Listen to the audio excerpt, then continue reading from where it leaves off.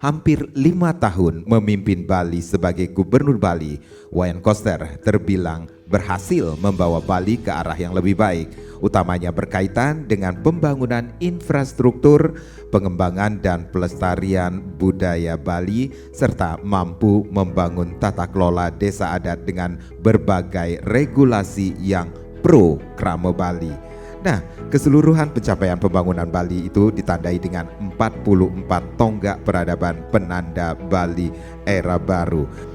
Jadi 44 tonggak peradaban penanda Bali era baru ini adalah capaian pembangunan dari 5 program prioritas, kemudian program pendukung baik itu infrastruktur, kemudian perekonomian maupun sistem keamanan. Dari 44 tonggak peradaban Bali era baru itu kalau kita kelompokkan menjadi 7. Yang pertama terkait dengan adat, tradisi, seni dan budaya. Kemudian yang kedua adalah perlindungan terhadap alam dan lingkungan. Kemudian yang ketiga adalah pembangunan sumber daya manusia Bali. Yang keempat adalah pembangunan perekonomian dan pariwisata. Yang kelima adalah teknologi digital. Yang keenam infrastruktur. Yang ketujuh adalah sistem pemerintahan.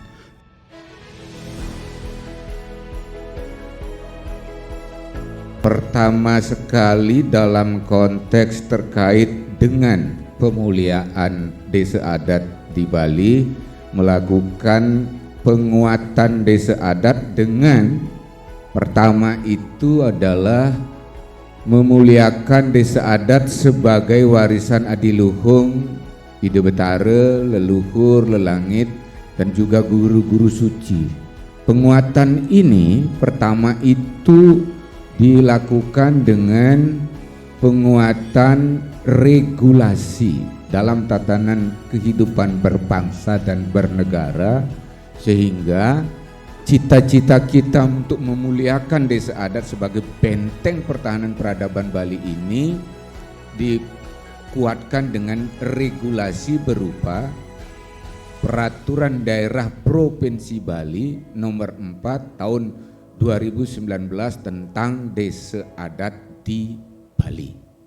Pertama, Bapak Gubernur mengimplementasikan perda ini dengan membentuk yang namanya kelembagaan, yakni Dinas Pemajuan Masyarakat Adat. Dinas Pemajuan Masyarakat Adat ini mengurusi terutama desa adat dan subak. Sekarang ini di seluruh Bali tercatat ada 1493 desa adat. Yang kedua kemudian, untuk pertama kali juga dibentuk sebagai pasikian desa adat di seluruh Bali yang bernama Majelis Desa Adat. Majelis Desa Adat ini ada di seluruh kecamatan, 57 kecamatan, 9 kabupaten kota dan 1 provinsi. Nah, untuk menguatkan kelembagaan-kelembagaan ini, maka kemudian Bapak Gubernur mengambil kebijakan yang sangat strategis berupa memfasilitasi, memberikan anggaran kepada desa adat masing-masing 300 juta per tahun per desa adat. Kemudian membangun 10 kantor majelis. Ini untuk pertama kalinya. Ini ada 10 kantor, 1 di provinsi, 8 kabupaten dan 1 kota. Tidak hanya kantor, agar kemudian majelis ini bisa beroperasional, maka fasilitas kantor juga disediakan. Hari penggunaan busana adat Bali. Jadi saya kira kita sudah merasakan yang dulunya kita tidak terlalu terbiasa menggunakan pakaian adat, sehingga setelah diberlakukannya Peraturan Gubernur Bali nomor 79 tahun 2018, sekarang kita sudah terbiasa menggunakan busana adat Bali sebagai identitas budaya Bali.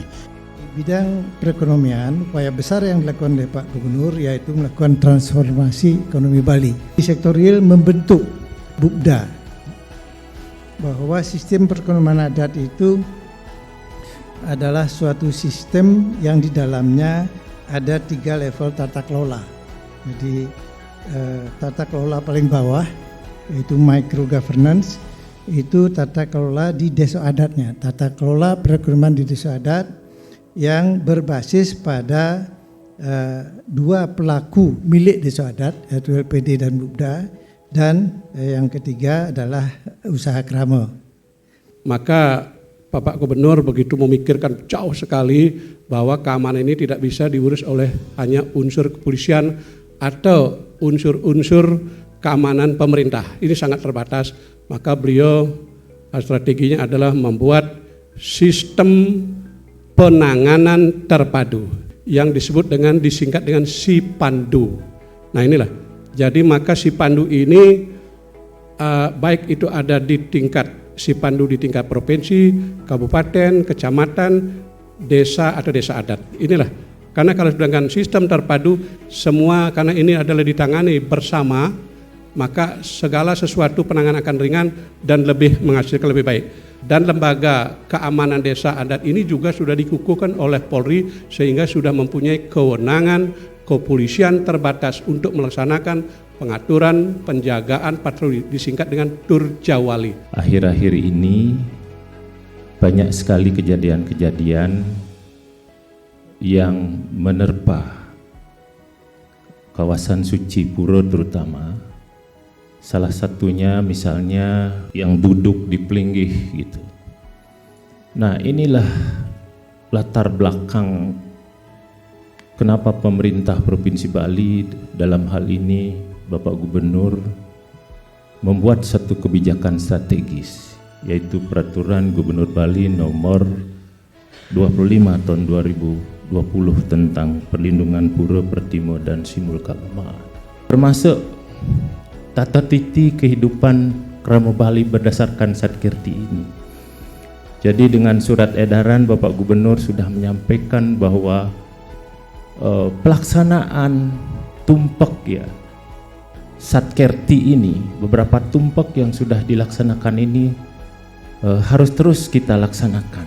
Nah oleh karena itu Titiang mengajak mari kita kuatkan tata titi kehidupan Krama Bali berdasarkan nilai-nilai Satkirti ini sehingga kita bisa merawat, menjaga adat, tradisi, seni, budaya dan kearifan lokal Bali yang merupakan warisan para leluhur lelangit kita. Bapak Ibu, belakangan masyarakat Bali cenderung untuk mulai meninggalkan bahasanya. Nah inilah Gubernur Bali melakukan terobosan dengan mengeluarkan kebijakan Peraturan Gubernur nomor 80 tahun 2018 tentang pelindungan dan penggunaan bahasa aksara dan sastra Bali serta penyelenggaraan Bulan Bahasa Bali. Jadi bagaimana bahasa itu biar tetap hidup sebagai ciri atau identitas manusia Bali.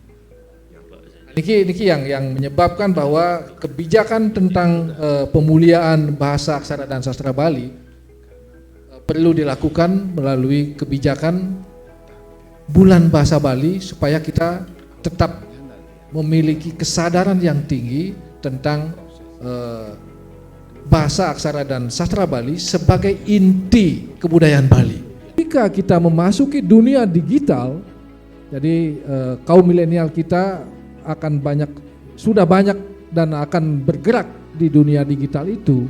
Pemerintah Provinsi Bali juga menciptakan keyboard yang beraksara Bali. Inilah, jadi untuk pertama kali di Bali dan di dunia, ya inilah keyboard sebagai penanda Bali era baru kita sekarang. Kondisi kebudayaan Bali itu tidak dalam baik-baik saja gitu. Jadi kondisinya sebenarnya dalam keterancaman. Maka Pak Gubernur mengambil langkah pertama adalah kebudayaan itu dijadikan hulu pembangunan Bali. Pertama regulasinya sudah ada Perda 4 tahun 2020 tentang penguatan dan pemajuan kebudayaan. tentu juga dengan berbagai turunan-turunannya, sehingga payung hukum ini digunakan oleh Bapak Gubernur untuk menguatkan sekaligus memajukan kebudayaan. Salah satu contoh adalah dalam bidang pesta kesenian Bali. Bagaimana pesta kesenian Bali itu selain dikuatkan yang sudah berjalan, sekaligus juga dimajukan. Adanya beberapa penambahan agenda. Yang pertama adalah genre tradisi Bali. Artinya kita tidak hanya berkesenian, akan tapi kita juga menguatkan tradisi-tradisi yang ada, seperti pengetahuan tradisional, olahraga tradisional, permainan rakyat tradisional, dan juga pengobatan tradisional. Yang kedua, kita sadar banget bahwa masyarakat Bali ini tidak boleh ibarat katak dalam tempurung, hanya menganggap dunia itu selebar daun kelor sehingga kita tidak perlu menganggap dunia luar, tidak seperti itu. Jadi kita diberikan bagaimana kita berinteraksi juga dengan dunia luar. Maka Pak Gubernur menginisiasi Bali World Cultural Celebration. Kemudian satu lagi ide brilian dari Ibu Ketua Tim Penggerak PKK Provinsi Bali, Ibu Putri Koster, yaitu menggagas sebuah hajatan budaya yang disebut dengan Festival Seni Bali Jani yang hari ini sedang berlangsung. Nah, Festival Seni Bali Jani ini memberikan kesempatan ataupun media apresiasi untuk seni-seni modern. Dengan konsep ini, maka konsep kontinuitas in Chings itu akan jalan. Sepihak kita terus-menerus berkesinambungan dalam merawat tradisi, tapi dalam kita merawat kesinambungan tradisi itu, kita juga berada dalam perubahan yang terus-menerus. Makanya Claire Hort bilang bahwa kebudayaan Bali itu adalah dalam perubahan yang terus-menerus, in constant flux. Jadi dengan demikian tidak akan pernah hilang kebudayaan Bali itu. Yang tradisi kita rawat, kemudian yang lain juga kita majukan, kita terus juga menciptakan sebuah peradaban dan kebudayaan baru.